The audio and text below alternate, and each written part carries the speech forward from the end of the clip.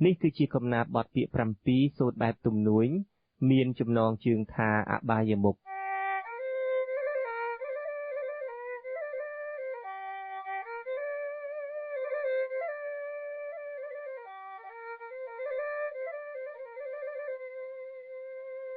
កំពុងប្រព្រឹត្តងងឹតឈឹង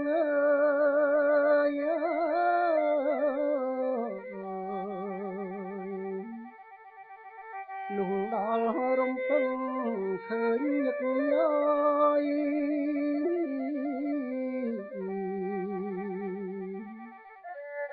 គឺបានយល់ច្បាស់ថាខ្លួនធ្លុយជួនក៏បំដោយ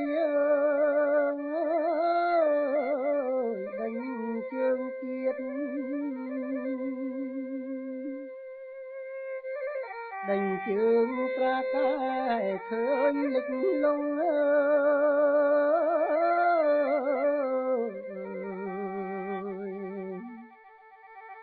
រឹតតែល្ងឹតល្ងងទ្រូងចង់អៀត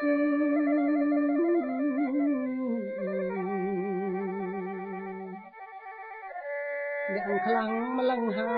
យនៅតែឆ្លៀតអង្រៀតនឹងស្លាប់ទើបថយក្រោយទម្រាំភ្ញាំងខ្លួនជួនអង្គទ្រប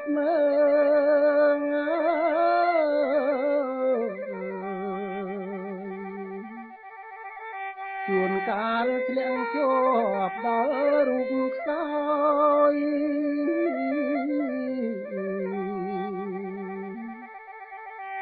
កើតរោគឈឺស្លាប់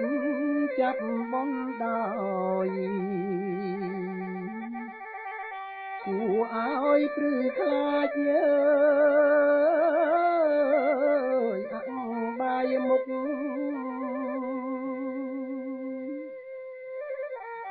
ហេតុនេះយុវជនយុវអង្កៃ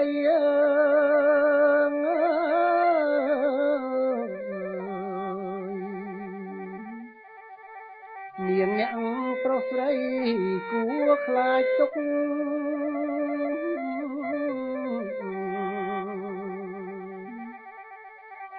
ឲ្យហើយពីក្មេងតនមានសុខត្រូវខំសំរុកប្រឹងរៀនសូត្រនាងអ្នក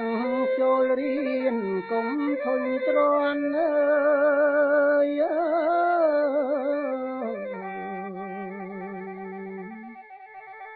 តនវ័យនៅក្មេងត្រូវខំស្រោ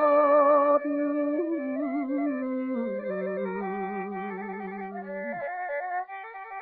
សូត្ររៀនឲ្យតតែរហូតបានដល់កោះត្រើយសម្រាប់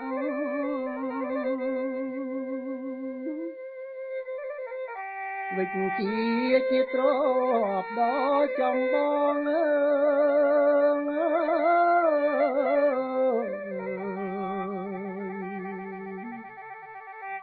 កន្លងលើកលែងឥត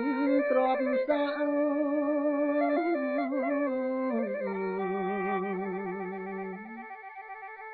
ជាទ្របស្រាលផងមិនលំបាំងវិជ្ជាបងវិជ្ញស្ទាយពុនរែក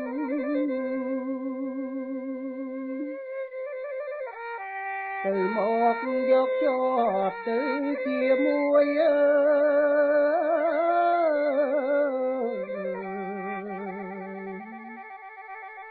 វិជ្ជាជួយឃើញតាន់ភ្នែក